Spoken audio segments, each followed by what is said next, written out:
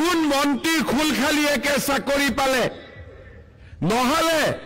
কোন অফিচাৰৰ ল'ৰা ছোৱালীয়ে চাকৰি পালে আজিকালি টিভিত আলোচনা কি হয় যে কোন তৰকাৰী ব্যৱসায়ী লৰাই মেজিষ্ট্ৰেট হল কোন বজাৰত দোকান দিয়া বিধৱা মহিলাৰ ছোৱালী মেজিষ্ট্ৰেট হল আজি তাৰ বিষয়ে টেলিভিছনত আলোচনা হয় আজি ইয়াত মই আহিছো এজন ডেকা ল'ৰাক লগ পালো পুলিচত ফিজিক্যাল টেষ্ট হৈছে ল'ৰাজনে ফিজিক্যাল টেষ্টত পাছ কৰিছে মোক সুধিছে স্যাৰ